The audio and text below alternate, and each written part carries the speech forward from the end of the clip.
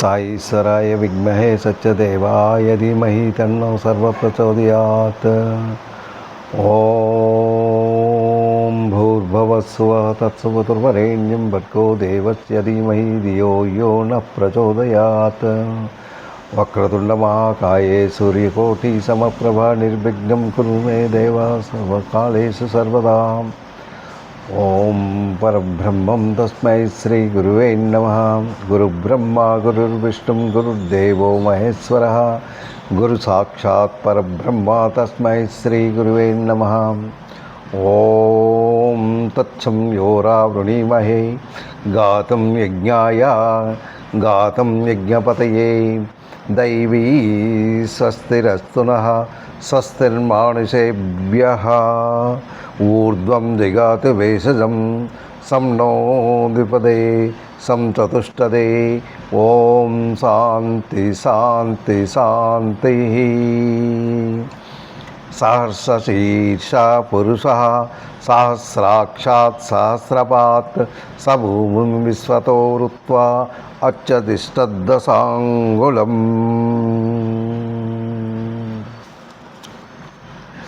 పురుష ఏవేదగం సర్వం యద్భూతం నిత్యభవ్యం ఉతామృతత్వశేషాణః శేషాణః యదన్యేనాతిరోహితి ఏతావానస్య మహిమాం ఆతో జాయంగశ్చ పురుషः. పాదోస్య భూతాని త్రిపాదస్యామృతం దివి. ఓం శాంతి శాంతి శాంతి. సాయిరామ్. సాయిరామ్. మనం ఆ భగవంతుని ఆశీస్సులతో ఈ పవిత్ర సమయం, పవిత్ర ప్రదేశం అయిన మనం ఆ భగవంతుని తత్వజ్ఞానాన్ని తెలుసుకోవడానికి మనం ఈ భగవద్గీతను మనం చదువుతూ దాని అర్థాన్ని ఒక్కొక్కటి మనం తెలుసుకుంటూ ఒక్కొక్క మెట్టు ఎక్కుతున్నాం. సో నేను ఇది వరకు మీకు చెప్పాను. నేను దాన్ని మరీ రిపీట్ చేయడం మంచిది కాదు. ఇది పవిత్ర గ్రంథం, ఇది పవిత్రమైన గ్రంథం. ఈ పవిత్రతతో కూడుకున్న ఈ గ్రంథాన్ని మనకి మంచి అవకాశాన్ని భగవంతుడు కల్పిస్తూ ఈ అవకాశాన్ని దుర్వినియోగం చేయకుండా ఆ భగవంతుని తత్వజ్ఞానాన్ని మనం ఒక్కొక్క విధంగా మనం తెలుసుకుంటున్నాం. అసలు విషయం ఏంటి ఏంటి ప్రపంచం, ఏంటి మనుషులు, ఏంటి ప్రకృతి, ఏంటి జంతువులు, ఏంటి పక్షులు, ఒకటికొకటి ఎంతో ఉత్పత్తినవుతూ ఇది చరాచర ప్రపంచాన్ని ఆనందాన్ని సృష్టిస్తూ మనం ఆనందపడుతూ అవి కూడా ఆనందాన్ని చేస్తున్నాయే. ఏంటి దీని తాలూకా కారణం ఏంటి? అసలుకి ఈ జన్మ మనం ఈ జన్మ ఈ దేహాన్ని తీసుకోవడానికి గల కారణం మనకి సెలవు ఇవ్వమని ఆ భగవంతుని మనం ప్రార్థిస్తున్నాం. అయితే మనం పుట్టిన తర్వాత ఎన్నెన్నో ఫేస్ చేస్తూ కష్టాలకి సుఖాలకి ఎదురవుతూ మనం ముందంజ వేస్తూ ఉన్నాం. అయితే మనలో ఉన్నది ఏంటి? మన గుణం ఏంటి? ఈ గుణాలకి తగినట్టు మనం ప్రవర్తిస్తున్నాం. ఈ గుణంలో ఏదైతే చెడు ఉందో, ఏదైతే మంచి ఉందో, ఎందుకు మంచి బాటలో వెళ్ళలేకపోతున్నాం? మన మనసుని మనం ఎందుకు కంట్రోల్ చేసుకోలేకపోతున్నాం? మన మనసును కంట్రోల్ చేస్తూ భగవంతుని వైపు ఎందుకు మనం తిప్పుకోలేకపోతున్నాం? ఆ భగవంతుని తాలూకా తత్వజ్ఞానాన్ని మనం ఎందుకు తెలుసుకోలేకపోతున్నాం? ఇలాంటివి ఎన్నో ప్రశ్నలు మనకు ఉన్నాయి, కానీ దేనికి మనకి జవాబు దొరకటం లేదే. ఎందుకు ఇది దొరకటం లేదు అంటే మనలో ఉన్న అజ్ఞానం. ఈ అజ్ఞానాన్ని జ్ఞానం వైపు తీసుకెళ్ళాలి. ఇది జ్ఞానం వైపు మనం జ్ఞానవంతులు అయితే కానీ దాన్ని మనం తెలుసుకోలేము. అసలు భగవంతుని గురించే మనం తెలుసుకోలేము. కానీ ఆ భగవంతుడు మనకి ఇచ్చినవి అన్నీ మనం అనుభవిస్తున్నాం. అంటే మనలో ఉన్నది ఏంటి, మనం ఎలా నడుస్తున్నాం, ఎలా మాట్లాడుతున్నాం, ఎలా చూస్తున్నాం, ఇవన్నీ ఒకటికొకటి తోడుగా ఎన్నో విషయాలు మనకు తలెత్తుతున్నాయి. వీటికి ఒకదానికి మనకి జవాబు దొరకటం లేదే. వీటికి జవాబు దొరకాలి అంటే మన తాలూకా జ్ఞానాన్ని, అంటే మన తాలూకా మనసుని, మన తాలూకా ఇంద్రియాలని, బుద్ధిని, ఇవన్నీ ఒక్కసారి గుర్తు చేసుకుంటూ దాన్ని కొద్దిగా టర్న్ చేసుకోవాలి. దాన్ని టర్న్ చేసుకున్నట్టయితే మనం తప్పక అవన్నీ మనం తెలుసుకోగలం. ఇవన్నీ మనం తెలుసుకోవాలి. సో దాని గురించే అయితే ఈ గీతా ప్రవర్తన అన్నది మొట్టమొదటి నుంచి ఒక్కొక్క యోగాన్ని మనం అధిగమిస్తూ ఈరోజు 9వ అధ్యాయం వరకు మనల్ని ఆ భగవంతుడు చేయి పట్టి ఒక్కొక్కటి ఇంతవరకు తీసుకొని వచ్చాడు. ఈ 9వ అధ్యాయం ఏంటి అంటే రాజవిద్య రాజగృహ్య యోగం. అంటే ఒక్కొక్కటి మనకి తెలియపరుస్తున్నాడు భగవంతుడు. సాంఖ్యయోగంలో రెండవది ఫస్ట్ విషాద యోగం అన్నాడు, సాంఖ్యయోగం అన్నాడు, కర్మయోగం అన్నాడు, ఆ తర్వాత జ్ఞానయోగం అన్నారు, కర్మ జ్ఞాన యోగం, కర్మ సన్యాస యోగం. అలాగ ఒక్కొక్క యోగాన్ని మనం అధిగమిస్తూ మనం ముందుకు వచ్చాం.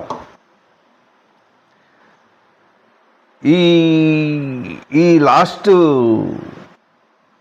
యోగం అది రాజవిద్య రాజగుహ్య యోగం ఇప్పుడు మనం నడిపిస్తున్నాము. ఆ తర్వాత అక్షర బ్రహ్మ యోగం మనం చదువుకుంటూ 8వది అక్షర బ్రహ్మయోగం, దాని గురించి మనం ఆ 38 శ్లోకాలు మనం చదువుకున్నాం. దాని గురించి మళ్ళీ మనం వెనక్కి వెళ్ళినట్టయితే మనం ఈ ముందుని మనం ఏంటి అన్నది మనం తెలుసుకోవాలి. అయితే ఇప్పుడు 9వ అధ్యాయంలో మనం 8 శ్లోకాలు కంప్లీట్ చేసాం.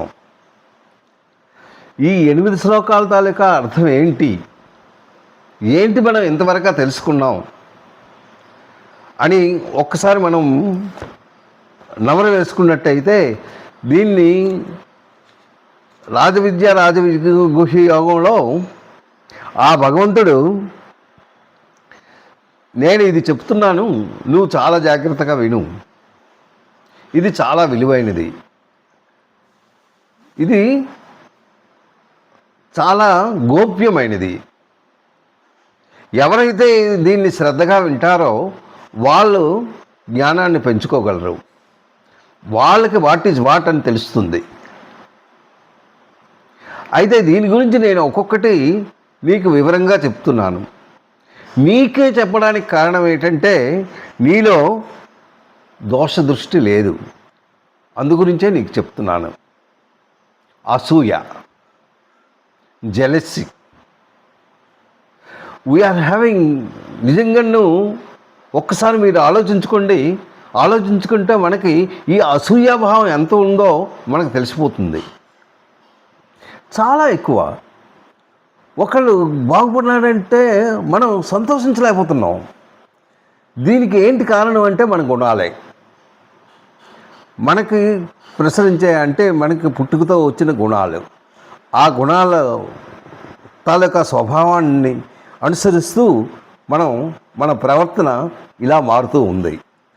ఆ తర్వాత మనకి ఈ దృష్టి భగవంతుని వైపు ఎందుకు మళ్ళటం లేదు అనేసి మనం ఆలోచించినట్టయితే మనం ఎంత దిగువలో ఉన్నాము, అని మనకు తెలుస్తుంది. మనం మంచి త్రోవ వెళ్ళాలి అంటే ఏం చెయ్యాలి, ఏ విధంగా అయితే మనం దానికి చేరుకోగలం అన్నది మనం ఎప్పుడూ స్వతహాగా చక్కగా ఆలోచించుకుంటూ మనం తీరిక సమయంలో మనం ఆలోచించుకుందాం. మనం ఉదయం నుంచి సాయంత్రం వరకు మనం చేస్తున్న పని ఏంటి, మన కర్మ మనం నిర్వర్తించక తప్పదు. ఓకే, కర్మ చేస్తున్నాం, ఆ కర్మతో ఏం చేస్తున్నాం, దానితో మనం ఫలితం ఆశిస్తూ మనం పని చేస్తూ ఉన్నాం. ఫలితం ఆశించకుండా ఏ పని చేయట్లేదు. ఫలితం లేకుండా మనం కర్మ చెయ్యం. ఫలితాన్ని బట్టే కర్మలు చేస్తూ ఉన్నాం. అయితే ఈ ఏదైతే మనం కర్మలు చేస్తున్నామో ఆ కర్మలను మనం ఏం చేస్తున్నాం, అది ఎంతవరకు మనకి యూజ్ అవుతుంది, ఇవన్నీ మనం ఒక్కొక్కటి ఆలోచించుకుంటే మనం ఎంత డౌన్గ్రేడ్లో ఉన్నామో మనకు తెలిసిపోతుంది. అయితే ఇప్పుడు మనం 8వ శ్లోకం మనం నేర్చుకున్నాం. ప్రకృతం ఏంటి 8వ శ్లోకం? ప్రకృతిం స్వయమవష్టభ్య విసృజామి పునఃపునః భూతగ్రామమిమం కృత్యం అవసం ప్రకృతేశ్వరతే. నా ప్రకృతిని ఆశ్రయించి అంటే ఎలాగా? ఈ ప్రకృతి లేనిదే మనకి ఏం లేదే. ఇంతకు ముందు శ్లోకాల్లో మనం నేర్చుకున్నాం ప్రకృతిలో ఏంటి ఉంది అని. అసలైనది అంతనూ అందులోనే ఉంది. ఏంటి? గాలి. ఆ గాలి లేకుండా మనం నివసించలేము. అదే ప్రాణవాయువు. అయితే ప్రకృతి అన్నది మనకి ఎంతో ఉపయోగకరంగా మన మన జీవనానికి అది చాలా అవసరమైనదని మనం తెలుసుకుంటున్నాం. అయితే ఈ ప్రకృతి అతను ఏంటంటే ప్రకృతి స్వాం అవష్టభ్య అంటే ఈ ప్రకృతి మనం స్వీకరిస్తూ అనుభవిస్తున్నాం. కానీ ఈ ప్రకృతి ఎవరిది? ఈ ప్రకృతి సృష్టించిన వారెవరు? ఆ భగవంతుడే. ఆ భగవంతుడు నాకు దానికి ఎటువంటి సంబంధము లేదు. Just I am observing what you are doing, that much only. It is my duty. ఆయన డ్యూటీ అన్నది లేదు. ఆయన జస్ట్ సాక్షిగా ఉన్నారంతే. అయితే ఇది ఎంతవరకు? ఇది మనం ఒక్కసారి మనం ఆలోచించుకున్నట్టయితే మనం ఎందుకు మానవులుగా జన్మించాం? ఆ మానవుల్లో మగ ఆడ అంటే స్త్రీగా ఎందుకు జన్మించలేదు, పురుషునిగా ఎందుకు జన్మించాం? ఆ తదుపరి మనం ఎక్కడున్నాం, ఏ స్థానంలో ఉన్నాం, ఆ స్థానంలో మనం ఏంటి అనుభవిస్తున్నాం, ఇది అనుభవించడానికి కారణం ఏంటి? ఇంకోళ్ళు ఇంకా చక్కగా అనుభవిస్తున్నారే, వాళ్ళు అది అనుభవించడానికి కారణం ఏంటి? ఇది మనం తెలుసుకుంటే మన తాలూకా ప్రవర్తన బట్టి ఇది వస్తుంది అనేసి మనకు తెలుస్తుంది. సో దీని గురించి మనం ఆలోచిద్దాం. నెక్స్ట్ మనకి 9వ శ్లోకంలో భగవంతుడు ఏంటి అందించాడు? ఇంతవరకు మనకు అందించినది ఇది, కానీ నెక్స్ట్ శ్లోకంలో మనకు అనుభవించింది ఏంటి? మనం దేని గురించి చెప్తున్నాడు? ఆయన చెప్తున్నది ఏంటి? రాజవిద్య, రాజగుహ్య యోగం. ఈ సీక్రెట్ ఏంటి? అది మనలో ఉన్న అజ్ఞానాన్ని తుడిచిపెడుతుంది. అది మనం తెలుసుకుంటున్నాం. అది ఏ విధంగా తెలుసుకుంటున్నామో మనం ఒకసారి 9వ శ్లోకాన్ని మనం తెలుసుకుందాం. ఏంటంటున్నాడు? నచమాం తాని కర్మాణి. 9వ శ్లోకం జాగ్రత్తగా మీరు వినాలి. ఏం లేదు, ఇది చాలా ఈజీ అయిందే. ఇదేది పెద్ద కొండలు ఇండలు మనం మోయిన అవసరం లేదు. ఆ శ్లోకాన్ని 10 సార్లు మనం చదువుకుంటే దాని తాలూకా అర్థం మనకు తెలిసిపోతుంది. నచమాం తాని కర్మాణి నిమగ్నంతి ధనంజయ. ధనంజయ అంటే ఏంటి? ధనంజయుడు, అతనే అర్జునుడు. ఆయనకి ధనంజయ అనేసి ఎందుకు భగవంతుడు పిలుస్తున్నాడు? ధనాన్ని కూడబెట్టి తెచ్చినవాడు. ఎందుకు ధనాన్ని కూడబెట్టాడు? అశ్వమేధ యాగంలో ఆ యాగం చేసినప్పుడు వాళ్ళకి ధనం అవసరపడుతుంది. కొన్ని రాజ్యాలకు వెళ్ళి ఆయన తాలూకా విలువిద్యలను చెప్పుతూ నేర్పుతూ, అంటే ఆయన గొప్పతనం, అంటే ఆయన తాలూకా తత్వాన్ని,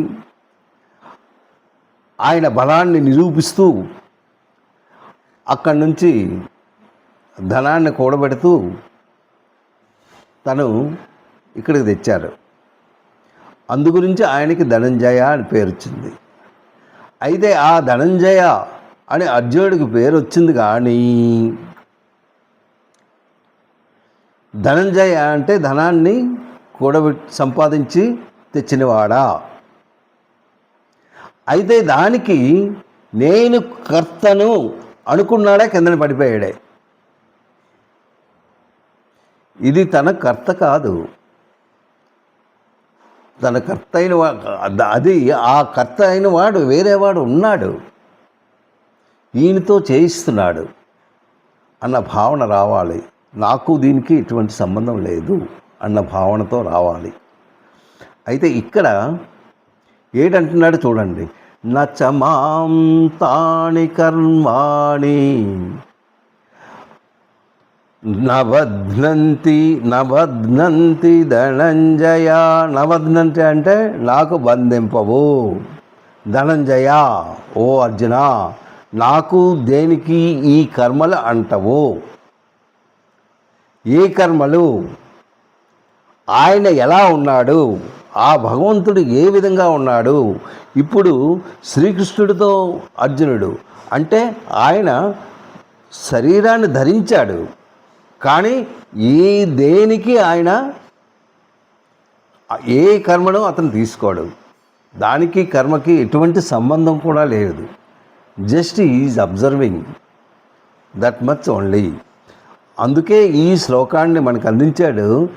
ఏంటి? ఎటువంటి కర్మలు నాకు అంటవు. నిబద్ధనంతి ధనంజయ దాసీనం అసక్తం తేసు కర్మసు. అంతే శ్లోకం. ఉదాసీనవత్ అంటే ఉదాసీనుని వలె. ఆసీనం అంటే ఉదాసీనుని వలె నేను ఉంటున్నాను. జస్ట్ నేను చూస్తూ ఉన్నాను. Just I am seeing what your peoples are doing. Whatever you want to do, you do it as you like. కానీ దాని కర్మను మాత్రం అనుభవించక తప్పదు.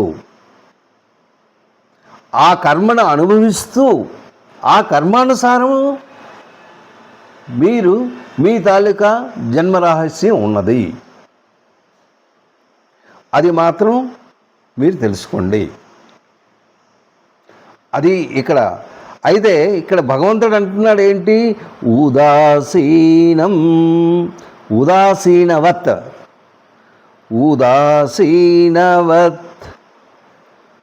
ఆసీనం అంటే ఉదాసీనుడిగా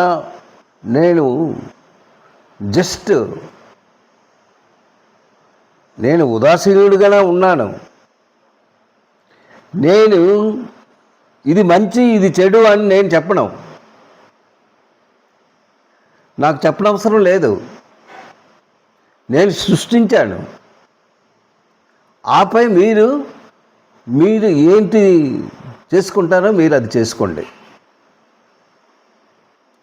నేను జగత్తు యొక్క సృష్టి స్థితి, ఈ సృష్టి స్థితి లయ అంటే ఇది మళ్ళీ పోవడం, దీని గురించే నేనున్నాను. దాని గురించి కానీ ఆ ఏవైతే కర్మలు ఉన్నాయో ఆ కర్మలకు మాత్రం నేను బాధ్యుని కాను. వాటి అంటే ఆ కర్మలు, వాటి తాలూకా ఫలాలు ఇవన్నీ మీవే. నాకు మాత్రం ఎటువంటి ఆసక్తి లేదు. అయితే ఆయన ఎలా ఉన్నాడు? అధ్యక్షుడుగా ఉన్నాడు. అంటే he is the head of the department. He is not doing anything but he is head. అదనమాట. వాటి ఉత్పత్తి అయితే భగవంతుడు ఎలా ఉన్నాడు? ఇక్కడ ఉదాసీనుడిగా ఉన్నాడు. అంటే ఏమీ నాకు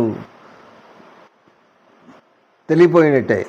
ఒక ఇద్దరు వ్యక్తులు దెబ్బలాడుకుంటున్నారు, వాదోపవాదాలు. ఆడు ఏదో వాదిస్తున్నాడు, ఇతను ఏదో వాదిస్తున్నాడు. ఆయన చెప్పింది కరెక్టా, ఈయన చెప్పింది కరెక్ట్ అనేసి ఈయన భావించుకుంటున్నాడు, నేను చెప్పింది కరెక్ట్ అనేది ఈయన భావించుకుంటున్నాడు. ఓన్లీ భావనలే. కానీ వీళ్ళిద్దరిని అబ్జర్వ్ చేస్తున్నాడు భగవంతుడు. ఆయన కనబడ్డు.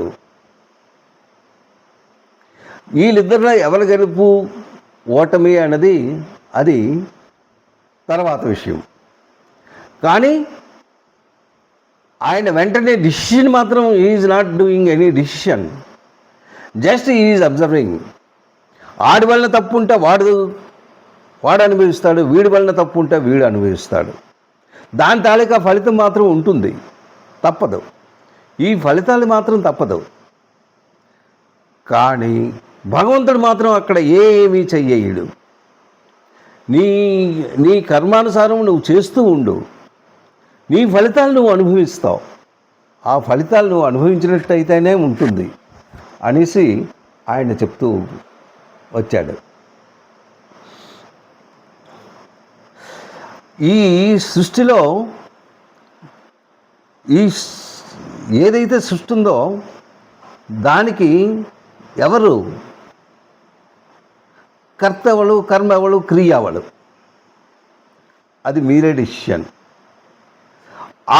అక్కడ జరుగుతున్న క్రియలు ఏవైతే జరుగుతున్నాయో దానికి ఇతని బాధ్యుడు కాదు.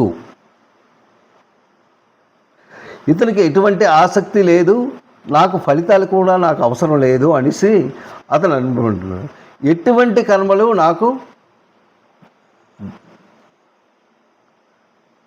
నాకు రావు అనేసి దీంట్లో చక్కగా ఈ శ్లోకంలో మనకు చెప్తున్నది అంటే, నచమాం తాని కర్మాణి నిమధ్యంతి ధనంజయ ఉదాసీనవత్ ఆసీనం ఆసక్తతేషు కర్మసే. ఆసక్తి రహితుడై ఆ కర్మలు నాకు ఎటువంటి, నేను సృష్టించిన వరకే, ఈ సృష్టి లయ అన్నది నేను నా అధీనంలో ఉంది. అయితే ఆ కర్మలకు మాత్రం బాధ్యులు మాత్రం నేను కాదు, అది మీరే బాధ్యులు. మీరు ఎటువంటి కర్మలు చేస్తే అటువంటిగా మీరు అనుభవిస్తారు. నాకు ఈ సృష్టి తాలూకా కర్మలు నాకు ఎటువంటి బంధన లేదు. నేను ఎలా ఉన్నాను? ఉదాసీనుడిగా ఉన్నాను. ఇక్కడ ఏంటంటున్నాడు? ఉదాసీనవత్. నేను ఉదాసీనుడై ఉన్నాను. ఈ సృష్టి తాలూకా క్రియలు కానీ ఏమీ నాకు ఎటువంటి కోరికలు లేవు, ఆశలు లేవు.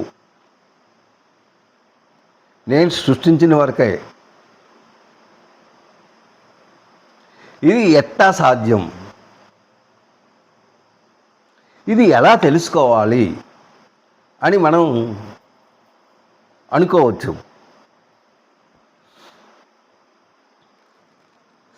దాని తాలూకా ఫలితాలు కానీ, ఎవరైతే ఈ కర్మ చేస్తారో ఆ కర్మ తాలూకా ఫలితాలు మీరే అనుభవిస్తారు. అయితే ఈ సంబంధం ఈ ప్రకృతితో నువ్వు ఉన్నంత వరకే నీకు సంబంధం. ఈ ప్రకృతితో నువ్వు కలిసి ఉన్నావు అంటే ప్రకృతితో నువ్వు ఆశతో ఉన్నావు. ఫలానది కావాలి అనేసి నువ్వు ఆశతో ఉన్నావు. నువ్వు ఆశ ఉన్నంత వరకు నువ్వు ఈ ప్రకృతి అటాచ్ అయ్యి ఉంటుంది. నువ్వు ఎప్పుడైతే ఆ ఆశ విడిచిపెడతావో అప్పుడు నీకు ఇది విడిచిపెడుతుంది. ఎప్పుడైతే దీన్ని నువ్వు విడిచిపెడతావో అప్పుడు నువ్వు భగవంతుల్లో,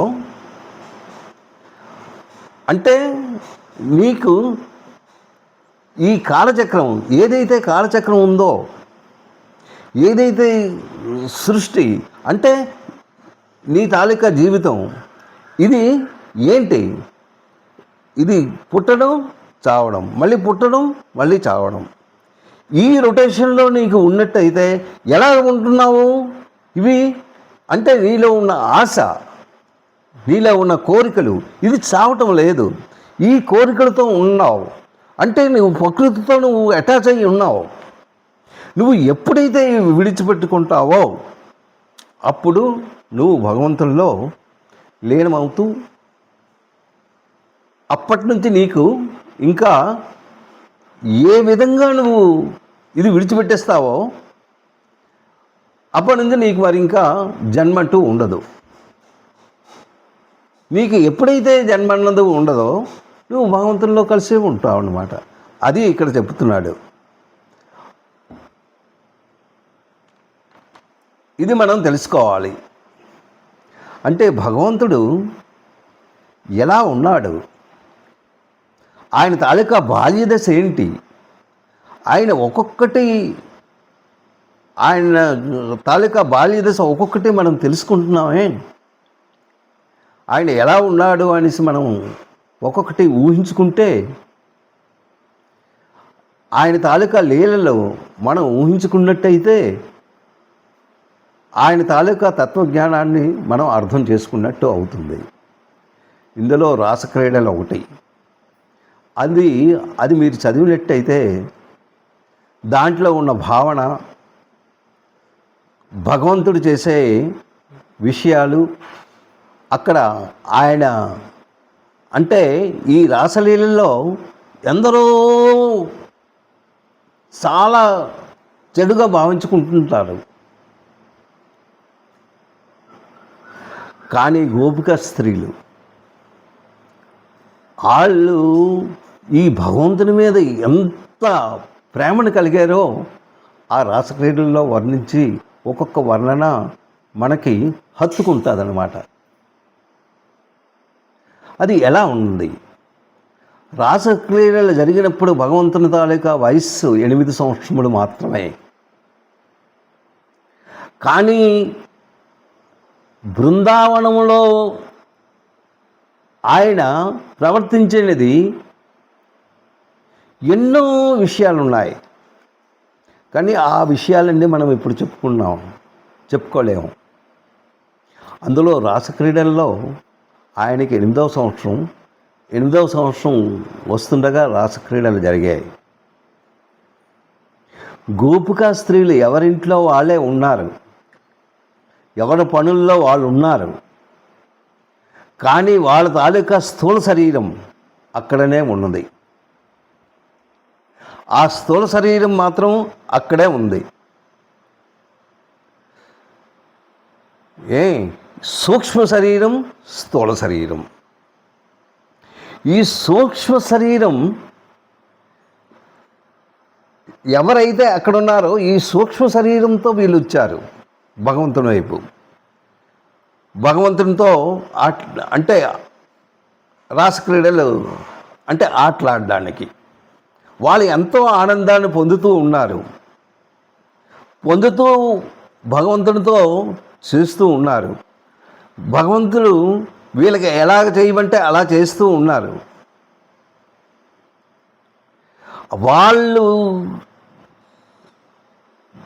వాళ్ళు చెప్పినట్టు ఇతను వింటున్నారు, ఇతను చెప్పినట్టు అతను వింటున్నాడు.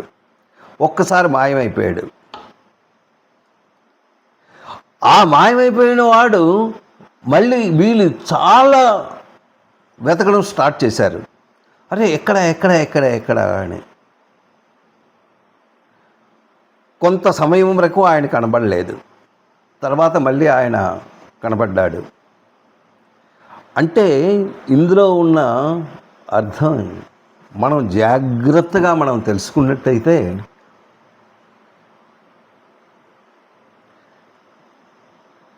ఆ ప్రేమ ఎలాంటిది, ఆ ప్రేమ ఎటువంటిది. ఆ రాసక్రీడలు అయిన తర్వాత ఇంకా బృందావనానికి భగవంతుడు రానే లేదు, ఆ తర్వాత వెళ్ళిపోయాడు. కానీ వాళ్ళలో ఆయన మీద ఉన్న ప్రేమ మాత్రం అలా ఉండిపోయింది. ఆయన్నే సృష్టించుకుంటున్నారు. ఆయన తాలూకా తత్వాన్ని, ఆయన తాలూకా చిరునవ్వును, ఆయన తాలూకా ఆటలు పాటలు ఇవన్నీ గుర్తుకు తెచ్చుకుంటూ ఆనందపడుతూ ఉన్నారు. ఆయన మాత్రం లేదు. అదే ఇక్కడ సాక్ష్యం. ఈ శ్లోకంలో కూడా అంతే. భగవంతుడు ఎలా ఉన్నాడు అని ఇక్కడ ఉదాసీనుడై ఉన్నాడు, అంతే. ఎవరిని ఏమీ చేయలేదు, ఉదాసీనుడిగా ఉన్నాడు. వాళ్ళ తాలూకా తత్వాన్ని తెలుసుకున్నాడు. తెలుసుకుంటూ వాళ్ళకి ఏ జన్మ ఇవ్వాలి ఏంటి అన్నది అవన్నీ అది తర్వాత, అది వాళ్ళ తాలూకా గుణాన్ని బట్టి వస్తూ ఉంటుంది, కానీ మామూలుగా రాదు. అదనమాట అక్కడ చెప్తున్నాడు 9వ శ్లోకంలో.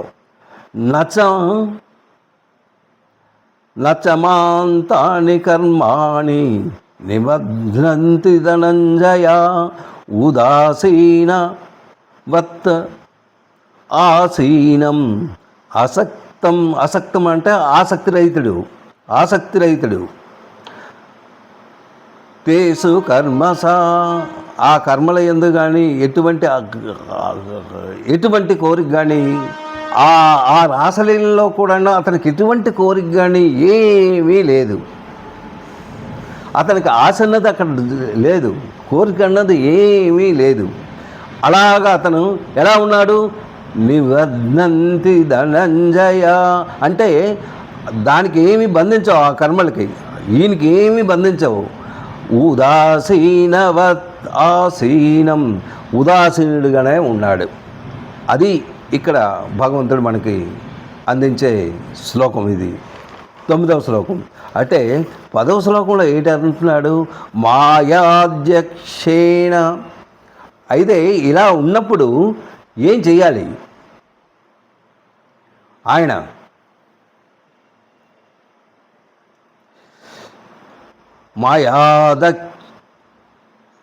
అక్కడ మయాధ్యక్షేణ ప్రకృతిం సూయత్ సచరాచరం. ఈ చరాచర జగత్తునందు సృష్టించుతున్నది నా చేత అధ్యక్షుడివై ఉన్న ప్రకృతి. ఈ ప్రకృతి ఏంటి?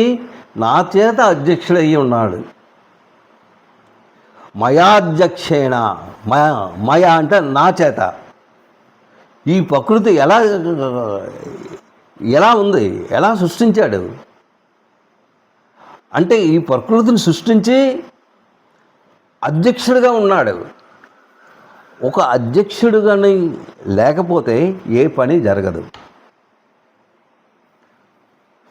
ఎవరో ఒకరు చేయించిన వాళ్ళయి ఉండాలి.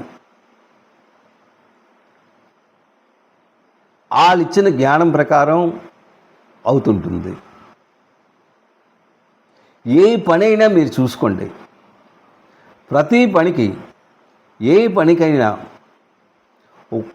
అంటే ఒక గొడ్డలు ఉంది అంటే అది పనిముట్టు.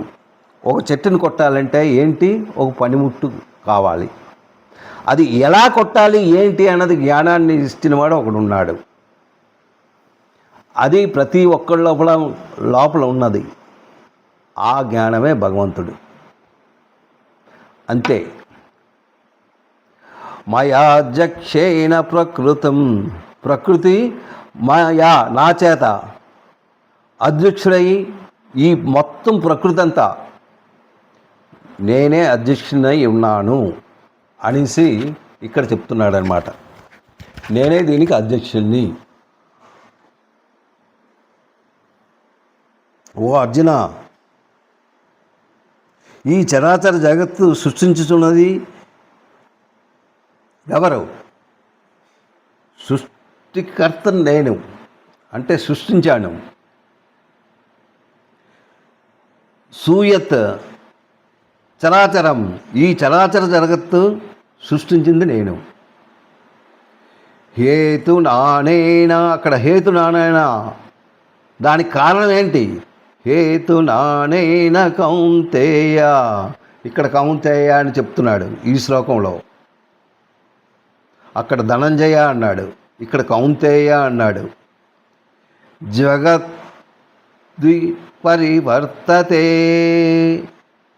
మొత్తం పరిభ్రమించుతున్నది దీనితోనే అనేసి ఇక్కడ చెప్తున్నాడు. అదే మయాధ్యక్షేణ ప్రకృతం సూయతే సచరాచరం హేతునానేన కౌంతేయ జగద్విపరివర్తతే. ఇదంతా పరిభ్రమించుతున్నది దీనివల్లనే, ఇది నా వలనే, నేనే దీనికి కారణము. ఈ ప్రకృతిని సృష్టించి ఈ చరాచర జగత్తంతయు నా వలనే ఉన్నది. ఇది ఎలా ఉన్నది? ఎలా ఈ సృష్టి అవుతున్నది? ఈ సృష్టి ఎలా ఏర్పడుతున్నది అంటే భగవంతుడు ఏ విధంగా దీన్ని, ఈ సృష్టిని ముందుకు తీసుకెళ్తూ ఉన్నాడు. ఇందులో ఈ ప్రకృతిలో ఎవరెవరు ఉన్నారు? దీనికి 4 విధాలుగా జన్మల్ని ఇచ్చే విధంగా భగవంతుడు దీన్ని సృష్టించాడు. ఒకటిది గర్భంతో ప్రసవించే, అంటే జన్మను తీసుకునే వాళ్ళు ఉన్నారు. రెండవది గుడ్డుతో, అంటే అండం, దానితో